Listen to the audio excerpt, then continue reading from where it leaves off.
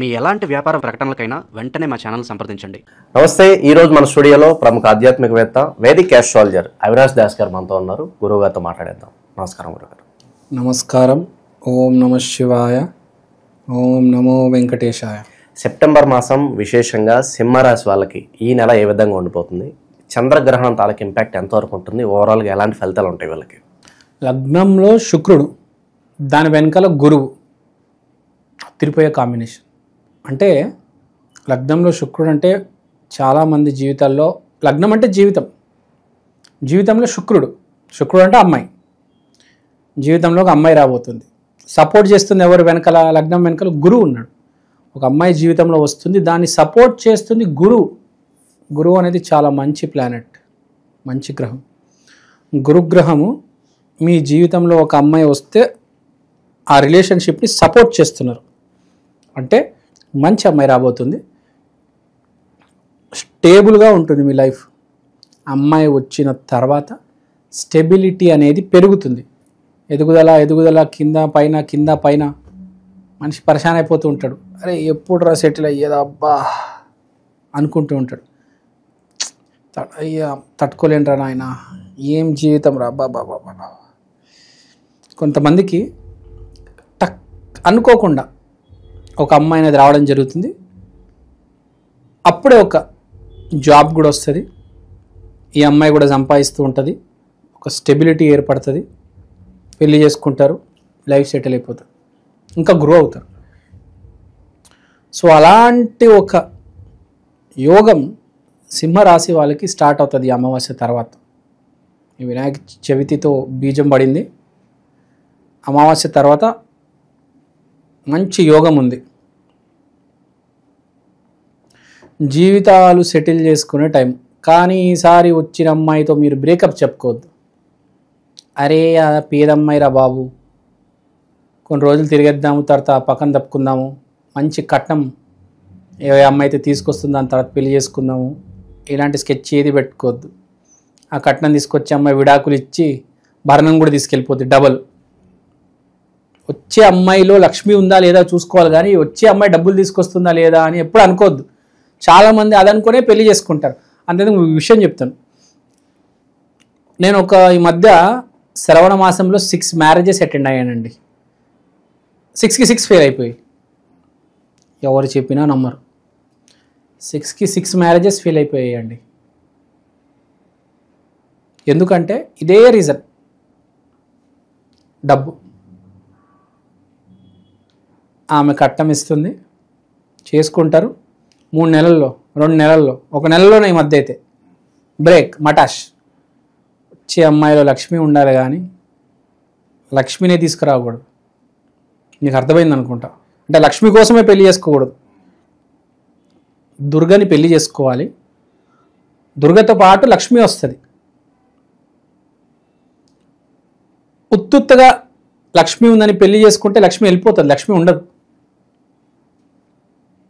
అది గుర్తుపెట్టుకోవాలి ఎప్పుడైనా.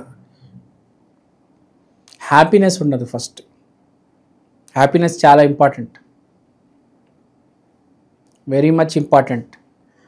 ఆ అమ్మాయి నెలకు ₹1,00,000 సంపాదిస్తుంది, నేను ₹1,00,000 సంపాదిస్తున్నాను, మంచి ప్యాకేజ్, ఇద్దరం కలిసి పెళ్లి చేసుకుందాం అనుకుంటారు. మొత్తం రివర్స్ ప్లేట్ బోల్తా పడుతుంది.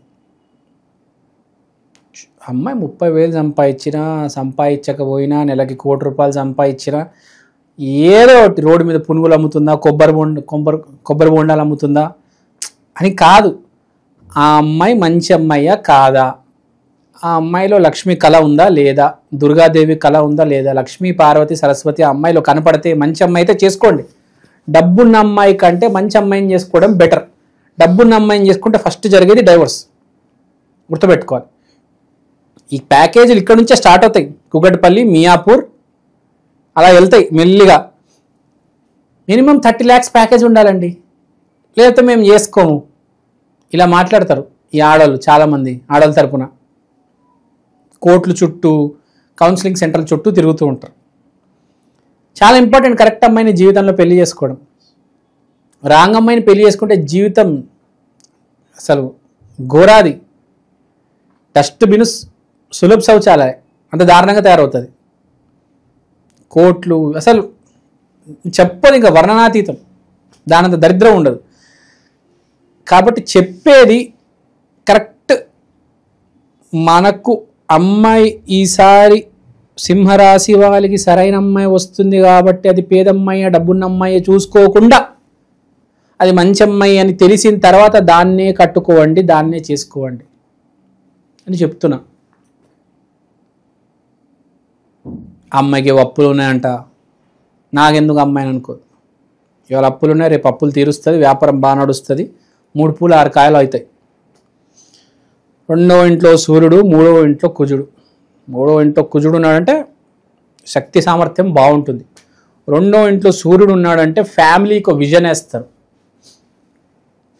సింపుల్గా చెప్పాలంటే సింహరాశి సింహలగ్నంలో ఉన్న వాళ్ళు ఈసారి చాలా బాగుంది. 12వ ఇంట్లో నుంచి మోక్ష స్థానం నుంచి గురువు సపోర్టింగ్ కాబట్టి అద్భుతమైన సపోర్ట్ ఉంది. మీరు ఎప్పుడో ఏదో అమ్మాయిని ప్రేమించి లవ్ ఫెయిల్యూర్ అయి ఉంటారు